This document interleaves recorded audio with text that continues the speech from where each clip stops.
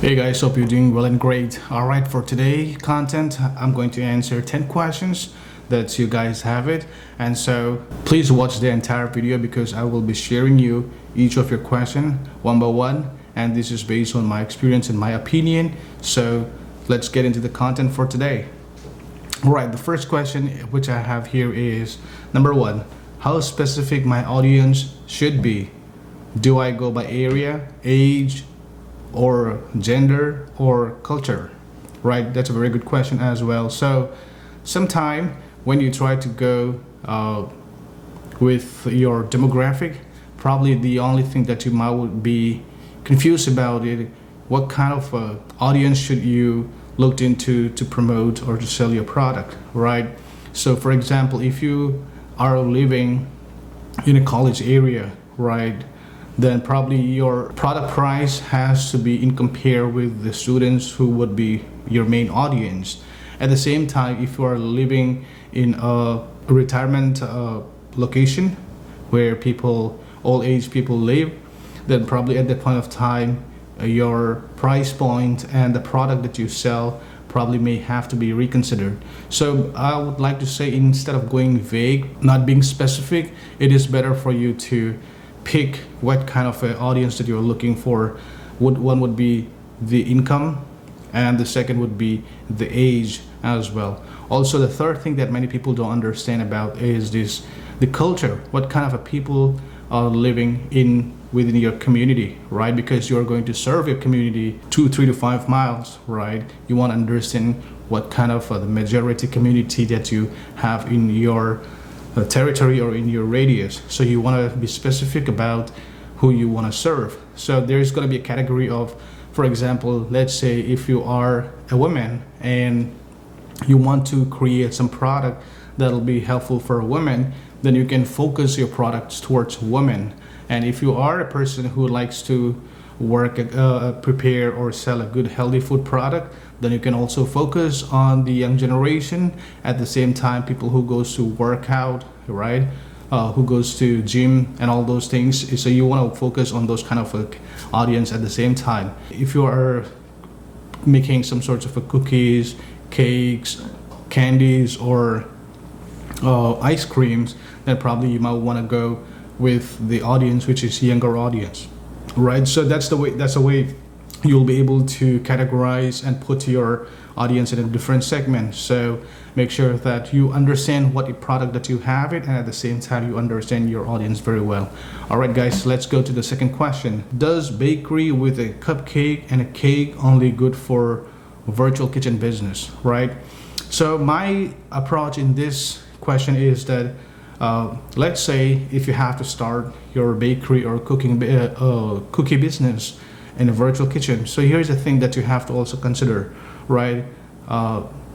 You have a huge amount of, let's say, overhead for your operation costs, your building, your insurance, your employee, your staff, or if you can run by your own, then probably you may not have to pay someone a salary, but then you always have the utility bills, the property buildings, the rent, right? And then you have your own other costs and expenses to operate the business. So here's one of the things, that when you have this amount of overhead in your account, will you be able to supplement with the sales that you are able to generate from the business? So to start with a bakery or a bakery business, it's really good. But then if it's for cookies or if it's for a cake, then probably you may not be necessarily able to generate that amount of sales. So which means that I would suggest you to partner with any existing virtual kitchen business, or you can also partner with small stores if you don't want to get into the bigger grocery store. So here's my advice, is that the best way to operate your business is to first look around for who are your who are the other virtual kitchen business operator, right? Because they are the one who can take over whatever the overheads they have it, and also at the same time they can promote your product on the side, right? So that's something that you will be able to do kind of in collaboration business. So in case if somebody who wants to order they can order not from you, from other person who has the full-time virtual kitchen operation business, but then they can pass on to you and place the order, for the customer on behalf of you. And at the same time, you don't have to fully operate the business, but then whenever you have the order, you can supply it to them. In that way, you will be able to maximize more of your revenue than the losing the kind of more expenses on the overhead that you have to operate the whole building or the whole business itself. So if you are into making like breads for sandwiches and all those things, it is totally different scale. But here we are talking about for the cookies and for the cake, I would suggest you to partner and collaborate with another provider of another virtual kitchen business owners, so that they can promote and sell on the side your product in their business. All right, so let's go to the third questions. So how many items is good for virtual kitchen? This is a good question. At the same time, like if you have seen to, or if you've been to, or if you, whenever you go to a restaurant, right, you might would see they have a 1 page, 2 page, to up to like 4 pages. Like, why would you need like a 4 page? First of all, if you, let's say I have a 10 customer, right? Each customer wants a different items. Now, the thing is that if you end up providing more than 25 to 30 menus, it is mandatory for you to have all those inventory in your stock. Now, those stock that you have are perishable stock, so which means that it won't stay in your shelf for a long time. So to have those options is good. But if those options are not generating or converting into cash, then it's going to be a big loss for you, right? So my always suggestions is that how big, whatever is your business or how big is your business, it doesn't matter. What matters is that what product can you sell, and that can frequently moved in and out every now and then, because you don't want any of your product to be lying on the shelf for too long and then you have to discard because the expiry date or the whatever the quality of the food product is going bad or whatever. You know what I'm saying. So what I would suggest is to minimize your food product items and come up to no more than 10. 10 is the maximum. So if you ever go to a big restaurant, right, a 3-star Michelin sushi business or a restaurant, right, I've never seen that they have more than like 15 items actually. And if you go to a very exclusive or 5-star restaurant as well, you will never see they have more than like 15, 20, right? So as a small business operator, I would suggest you to cut down your menu to 10 and promote those 10 products as much as you can. And if any of those products are not selling, replace with something else. But do not go with more than 10 items and have the sufficient inventory for all these items, so that you should never be saying no and we don't have it in stock, we don't have these supplies. No, we don't want all those things. If customer wants it, you want to make sure that you have those items freshly available for you to prepare and serve the customer, right? So cut down your menu to 10. That's my suggestions for anyone who is trying to operate as a restaurant business or want to start a virtual kitchen business. Okay. So the next question is, how or through what media can we market virtual kitchen business, right? So see, here's the thing, that marketing cost is too high sometimes, right? So but you want to first invest on what's the available free resource. So one of them would be social media platform, where you just have to sign up, register your account. They didn't ask you for any money. Post as much as content that you can, and like I have already mentioned about this, how to market your business, and you can just go through to one of my video in the playlist of virtual kitchen research, where you will find how to market your business. So my suggestions always is that use the platform which is free for now, and try, because most of the people who are engaging in that platform, they do not pay as well. So most of the people who can engage on those kind of a platform are the platforms that are free. So right, you want to entertain your future clients or your fans and followers in that platform, and then engage them to be the next buyer for your product. All right, so let's say if you have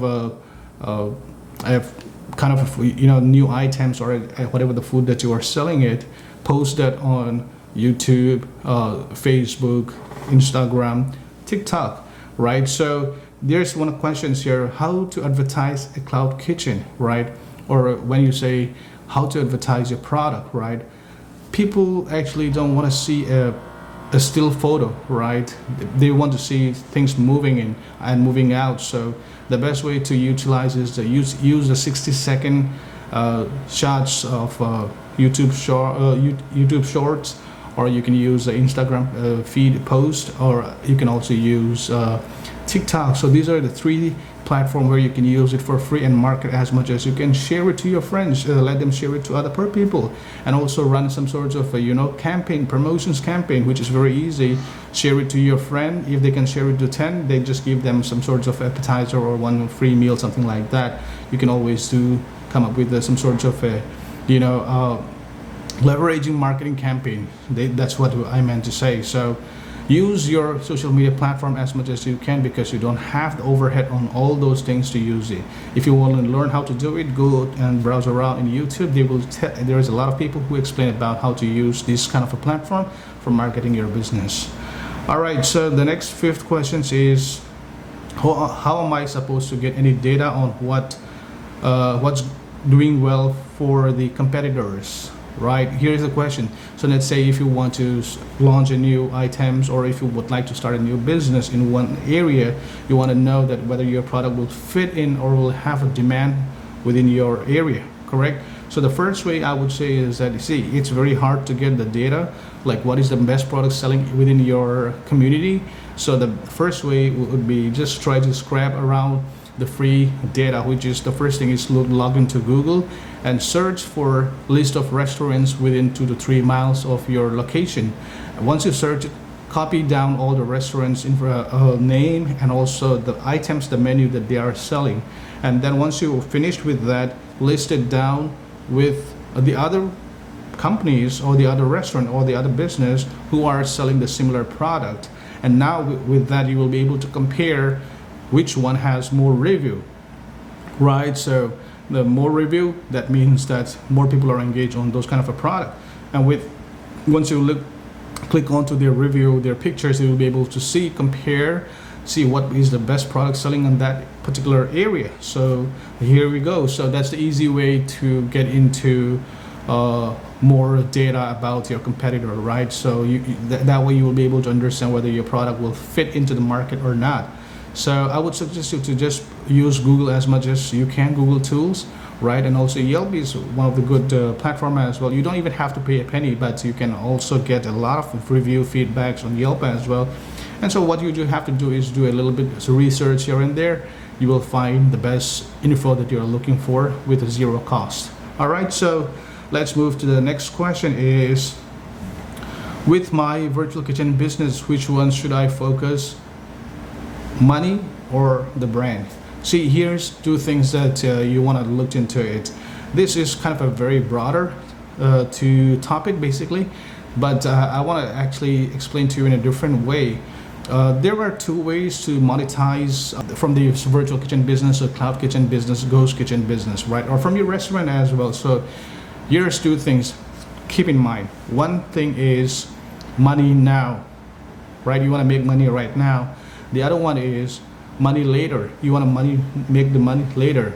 So if you are right now focusing money now, which means you want the money right now, you want to make it sell as much as you can because you don't want to work too long, or maybe you don't want to operate this business for too long, right? So you want to just cash in and cash out. So if you have that mindset, probably it won't be that long journey, right? So you might want to focus on money part.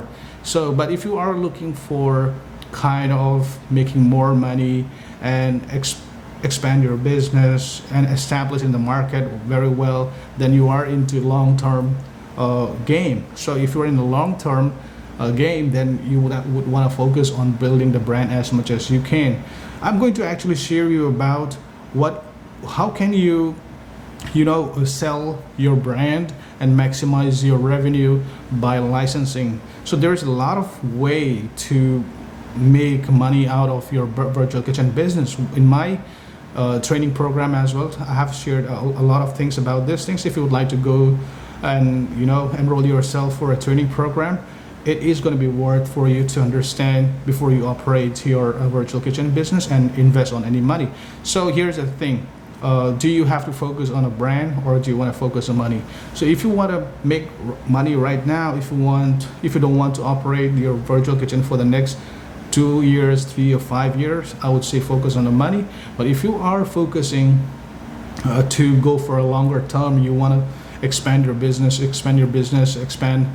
sell your license, and all those things. If you want to do, then which means that you are planning to go for a long term. When you're planning for a long term, the assets that you're going to build is the value that you're going to put in your assets is going to be your brand. So focus on your brand, right? I hope that is clear for you. So focus in this way. Money now is focusing on money. Money later is focusing on the brand. All right, guys. So let's get into the next question, the 7th question. I want to open 5 different brands, all prepared from one kitchen. Is it a good concept, right? So let's say you have one kitchen, right? You want to provide a different brand, which is like, let's say you want to provide sandwiches, you want to provide subs, you want to provide some sorts of a ramen bowl, you want to provide some sorts of pizza or burger, right? Let's say you have a 5 category. It is good if you can operate it.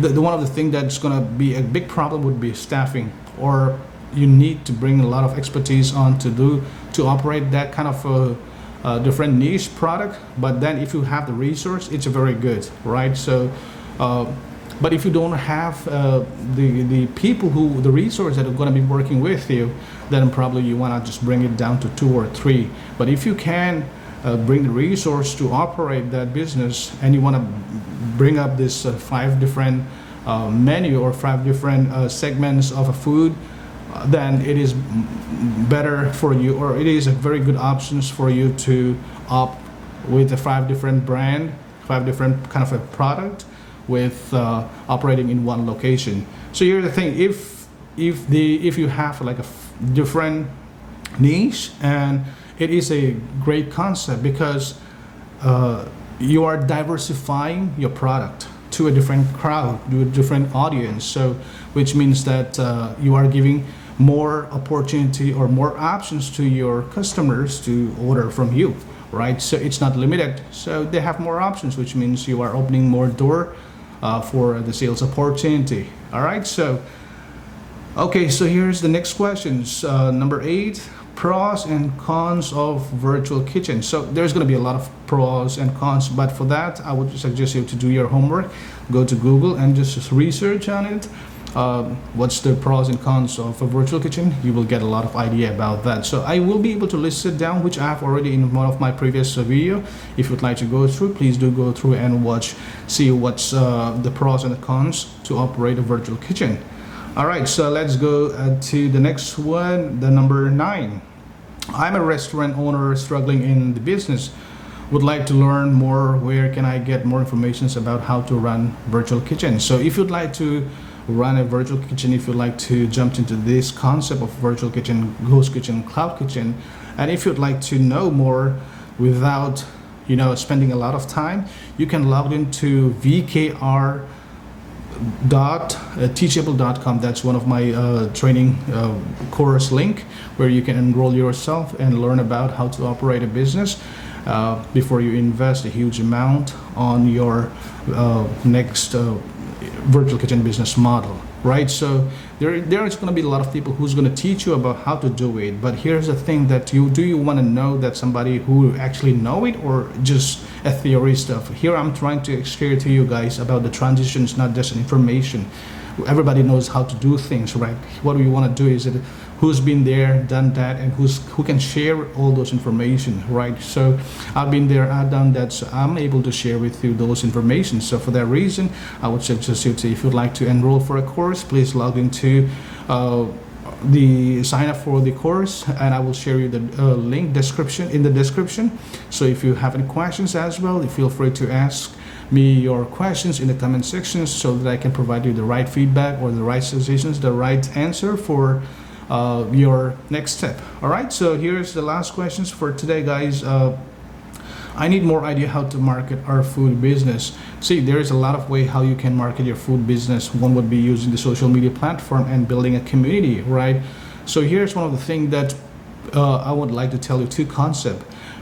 When people try to market their product, right, they think in two ways. The logical way, and the other one is the emotional way, right?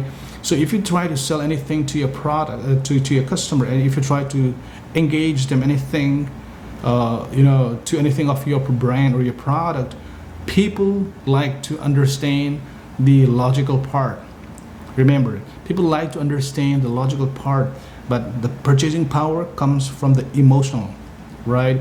So you want to build a community. You want to support as much as you can to your next buyer, to the people who are your customers, right?